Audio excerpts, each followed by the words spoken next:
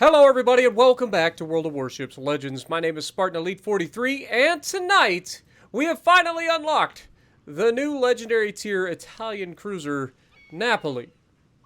But before we get into the fight, let's go ahead and talk about the fact we're on the path to 50,000 subscribers by the end of the year.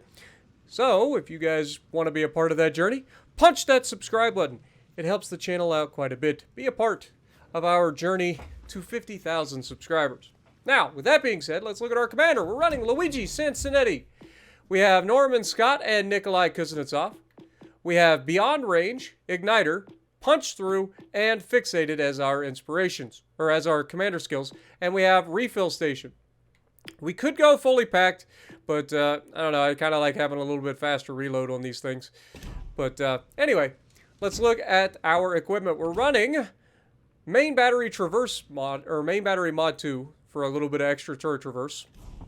We've got steering gears to help us dodge shells. We've got concealment system mod, and we are running gunfire control system mod 2, which gives us a little bit better main battery dispersion and extra main battery range.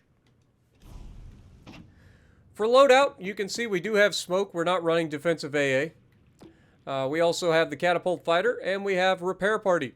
We get 2 of them, because we are not running fully packed. We are running the Italian Unity flag because it kind of looks like a Spartan, but not really.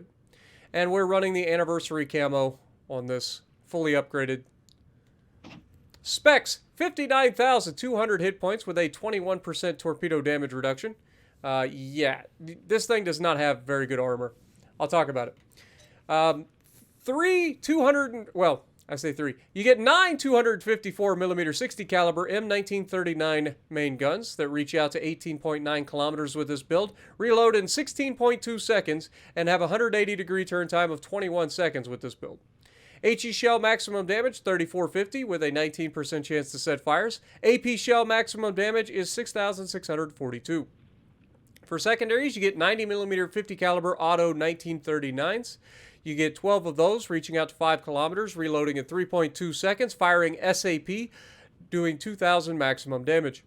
And then you have 152mm 55 caliber auto 1939s. You get 12 of those, reaching out to 5 kilometers, reloading in 7.2 seconds, and doing a maximum SAP damage of 3,850. Torpedoes, you get 533mm torpedoes. Lanciolari. That's the best I got. Tubo Lancias. There you go.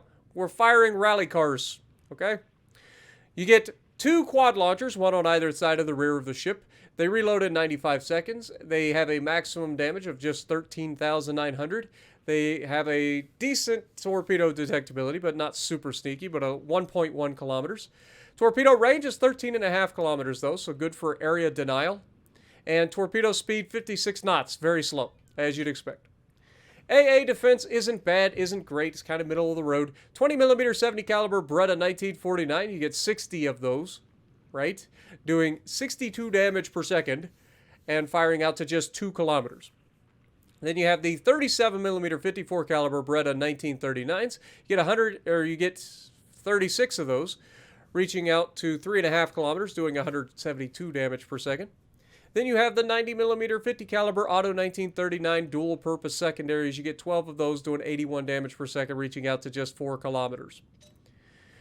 Maneuverability, maximum speed 35.5 knots. So decently quick for a cruiser. Turning circle radius 750 meters, so decently agile but not great for a cruiser. Rudder shift time is just 10 seconds, but that's still pretty bad for a cruiser. Remember, we do run a little bit of rudder shift on this, so 10 seconds is still pretty brutal. Concealment. You have a 9.9 kilometer surface detectability, 6.2 kilometers by air. 2 is always guaranteed. 7.6 kilometer smoke firing penalty is actually pretty good for the size of the guns. All right, let's take a look at our stats so far. We have played just 5 games. I have a 50% main gun accuracy, a 40% win rate. Not ideal. But let's take a look at our actual stats. Our damage to ships has been pretty decent. Average damage is higher than usual for me, 97,000 damage on average, with a 1,600 XP average, which is pretty good considering we've lost more than we've won in this game, or in this ship. So keep that in mind. That would be higher if we won those games. Damage upon your, or potential damage is 1.3 million, which is right there with my battleships. So that should tell you everything you need to know about this sort of, idea of what I'm doing with this thing. All right? Our armor. That's the next thing we need to look at. We do have a 25 millimeter bow. So everything 15-inch guns and above overmatch. So basically everything at the tier overmatches, right? So keep that in mind. But you do have a 60 millimeter belt armor, which is nice. So you get a little bit of an icebreaker bow to protect you at the belt, at the waterline. But most people are just going to chunk straight through the front of your ship, hitting the upper, armor that they can overmatch. All right, let's get rid of all of this and showcase why this ship has an issue. Shall we? Now, the first thing you may look is, hey, it's got a turtleback. Don't give up about this thing's turtleback. This turtleback is useless. Useless. This turtleback, the only thing good about this turtleback is that you can deflect shells if you angle properly.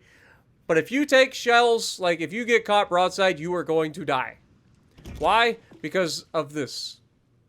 You've got a massive raised citadel from the front turret all the way to the rear turret. So you will take citadels all the time in this.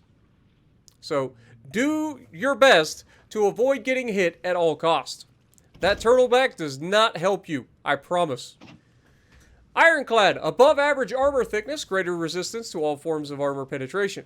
Tough, above average base HP rating. Exhaust smoke generator can dispense a smoke screen and stay hidden at full speed. Napoli, the project of a large heavy cruiser armed with 254 millimeter guns, developed by Ansaldo in the second half of the 1930s. She was designed in 1936. Now, I will say this.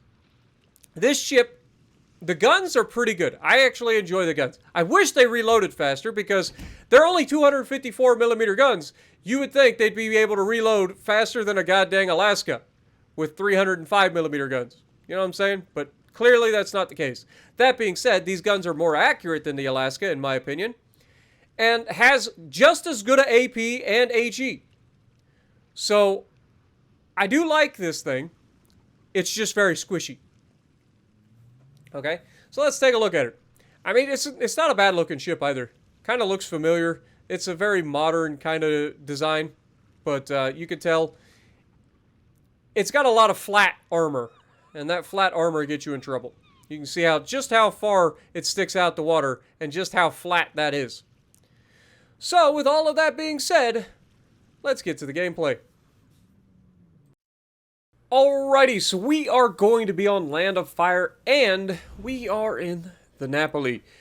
Now, I'll be real honest with you guys. I have yet to have that standout crazy game, namely because the games have just been ending too quickly. I've had some really, really solid performances out of this thing, and I actually do kind of like it. It's a little bit different than most of the super cruisers. It's kind of a hybrid. It feels more like a regular cruiser than a super cruiser. It does have some punching power. I do like the guns. Like I said, these guns are pretty good. These guns are pretty nasty. They can definitely counter other cruisers. If the cruisers go broadside, they can definitely do some damage with any battleship that decides to give it a broadside. Otherwise, most of the time you're going to be using HE out of this thing and just relying on RNG to give you those fires and permafires. And we all know that when it comes down to RNGesus and fires for me, it never ends in my favor.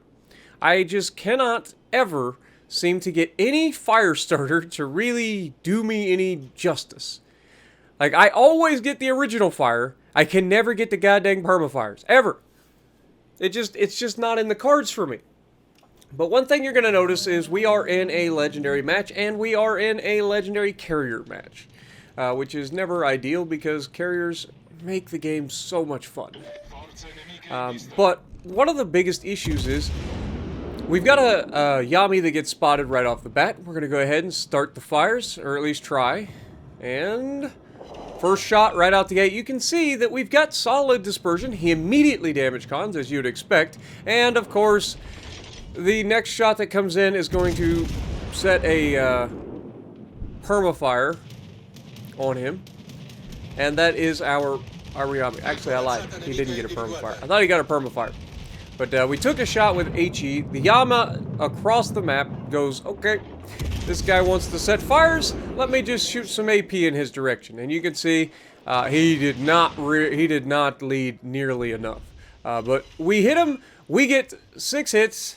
7 hits technically, but 6 of them were full penetrations with HE. We didn't get the fire, unfortunately. But the Yama behind us that's spamming HE, he gets the permafire because he gets rewarded for being an absolute doofus. I know, it's not very nice considering he's probably just trying to complete the little challenges that Wargaming has set in front of him so that he can get those fancy cards that do basically nothing. So yeah, I get it, but at the same time, it's just dumb. Like, I'm sorry. Wargaming, I've said this in the streams, like, whoever came up with the idea to make Yamas and other Japanese battleships spam HE in order to unlock challenges or to beat challenges to unlock certain things in the game, y'all really need to reevaluate your life choices when it comes to things like that. Same thing for making Yamas and Shimas just absolutely take over the servers. You guys got to think before you do stuff like that. You have to. Somebody has to be able to sit there and go, what is the consequence that's going to happen if we do all of these challenges at the exact same time? Oh yeah, we're going to probably inundate Legendary tier with nothing but Yamatos and Shimas. But not just any Yamas and Shimas. Shimas as far as the eye can see, and Yamas firing HE. This seems like a great plan. Great plan. What could go wrong? Now, I know there are counters to them, and as a Battleship player, I love seeing these dumb Yamas that don't normally play the Yama going out and going full broadside, spamming HE. Love to see it, as long as, you know, it's on the enemy team, and they're going broadside in front of me. Love it. They want to shoot HE at me and their Yami, by all means, go ahead. Go ahead and shoot HE at me and your Yami. Now, that being said, our Yami, who was spamming HE, has been sailing broadside for a good chunk of the game to the enemy Yami, who has not been shooting HE. He is a Yami player that actually knows that armor piercing is the way. And down goes our Yamato. Interesting. Who could have seen that coming? Now, I'm not going to lie to you guys. I was thinking I could sneak up on this Shima that was in the cap here. Again, I have like 0 capabilities of removing a destroyer. Like, there is no utility here. Now, the one thing I do have is long-range torpedoes. We get an early fire here. You can see they're starting to change their course. So we're just trying to figure out what we can do here. Now, I am already anticipating leaving our smoke here. The carrier is right on top of us, so as soon as we leave the smoke, we are spotted. I know there's a Shima nearby as well, but I'm trying to disengage, try to keep ourselves out of trouble as best we can, and I've already said that if you get caught broadside in this thing, you are dead. Now, in reality, I have yet to be dev-struck in this thing, but I have come close on several occasions, and it is not a good feeling. But here you can see we've got Yami back there in the back. This is a guy that we already set a fire on who damage conned, and that's another thing. Everybody's damage conning single fires, so I'm thinking, oh yeah, we'll be able to get the fires, no problem. And that's one of the things, like, I just don't get that lucky. I know there's a lot of fire spammers out there who just love setting fires, and we've only set 4 fires during this entire match. But we're still doing okay. We've got a lot of hit points. We're trying to hold our side. You can see there's a lot of HE coming from these Yamis, and thank goodness it's HE, because if it was AP, it would, oh my god, hello, Alaska. Let's test out some of this AP, shall we? Oh, yeah. Alaska probably shouldn't be broadside to somebody who's got AP loaded. Doesn't matter who it is. And unfortunately for that Alaska, I don't overpin very often with this thing. 254mm guns have all the penetration needed to obliterate you, and none of the overpinningness, usually. So here you'll see we're testing the AP a little bit against the Yama. I wanted to get a good like feeling of what's what out of this thing. I need to test out penetration angles, and again, this is what I try to do in these matches. I'm holding as long as I can. The Yama's not pushing into the cap. The Alaska has backed off a little bit because we slapped him in the mouth. The other guys on the other side of the map have won that side. They're pushing forward with the exception of the battleships that are hanging out behind the islands. But they're in the area. So we just got to buy some time. And these are the things that you got to keep an eye on during the course of a match. When you can kind of hang out, loiter in the area, do your job, continue to pump out shells, continue to pester the enemy, continue to keep the enemy's attention, and keep them from moving forward. Like, not necessarily moving forward, but keep them from... what's the word I'm looking for? Keep them from getting an advantageous position. So we got to keep them off balance. So one of the ways we're going to do that is we're going to use the incredible speed of this thing. And you can see I shoot HE here, we get a fire, we reset the cap. We're going to try to load up the AP, anticipating that we're going to shoot at this Yami. Or we're going to get another good shot at this potential Alaska. Now, our guns are ready to go, and you can see we've got a little bit... He's definitely not over-angled. He's angled pretty well, so we're going to aim high, just like we do in the battleships and stuff. We aim high, go for that superstructure. Unfortunately, we managed to hit the belt armor, and you can see how that ends up. A lot of expected results. Just a bunch of ricochets, but you can see he's starting to push forward again. He's over-angled, and again, as soon as I switch to AP... after this fight, you can see he's going to go right back to being bow in. It's like, God dang it, man. Make up my mind. Do you want to bow tank me or do you want to bow tank the other people? Please bow tank them. I would love to smack you around. Just saying. I'd love to showcase the AP on this thing because it is great. And one thing that I will say about these is they have very good muzzle velocity. It makes the aiming at longer ranges, especially at like shifty cruisers. Like I absolutely pummeled a Worcester earlier, and it was not even funny. Actually, it was kind of funny because he was spamming HE at me the whole time, and he couldn't hit me. The rudder shift on this was just good enough. I was able to dodge pretty much every shell that he was shooting at me. So he was missing like every shot. And then I was just reaching out and smacking him in the mouth every time that he over-angled. You can see our carrier's doing a pretty good job of smacking the Alaska. Whoever else just smacked him. And then we tried to aim a little bit higher and just still wasn't able to quite get the shot through the upper side plating there. Got a couple of pins, but not enough. But Alaska looks like he's going to go down. We actually don't fire at him here. And you'll notice those secondaries were starting to fire. Enemy Yami shoots at us, and of course the first thing I notice is it's HE, so I'm like, we're good. I don't have to worry too much. I don't have to try to dodge. Just sail in a straight line. But notice the enemy carrier is here. This is where things go horribly wrong for me. Again, there's not much you can do against a carrier. You just hope for the best. I don't have the defensive AA on this. We went with the smoke screen. So we're kind of stuck here. We're behind an island, so there's not much we can do in terms of dodging. You can see this guy drops fighters over top of me so that takes up my AA so that he can get his drops away. So this carrier probably knows what he's doing, and the fact that he's in a legendary carrier kind of like tells you that anyway. But here, we're going to take one. We're actually going to over-rotate, unfortunately, so we're going to take two. He did get a flood initially. So we have to damage con that. And then on the very next drop, like he gets another perma flood here. And this is absolutely horrific. But you can see 3 citadels on him. We're going to try to do everything we can to get rid of this carrier as quickly as possible, because the sooner he dies, the better. And you can see, even with 25% or 22% torpedo reduction, he gets the floods anyway, hitting directly center of the torpedo protection. You love to see it. Should be a reduction in flooding chance, but he gets it anyway. But We know we're going to die here, so we're just trying to stay as far as we can. Of course, we did manage to get one of our torpedo tubes destroyed, and that is something that I did notice quite a bit, was that the torpedoes do get destroyed on this very, very easily. But we get a shot off right as we die, and we managed to take him down from full health to no health before he flooded us to death with his torpedoes. And that just leaves this poor little Yamato who's been, I mean, in fairness, other than the fact that he started reversing for reasons unknown instead of trying to grab a cap and potentially better his position, he played a pretty solid game.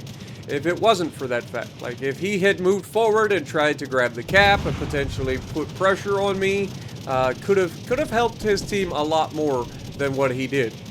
So despite him playing well on his side, he kind of drops the ball here at the end of this fight. And that's going to end up leading to his loss and his team losing this match as he gets killed by the Shimakaze. But let me know what you guys think down in the comments below. Do you like the Napoli? Have you even played the Napoli? Personally, I like the ship. I just got to do better in it.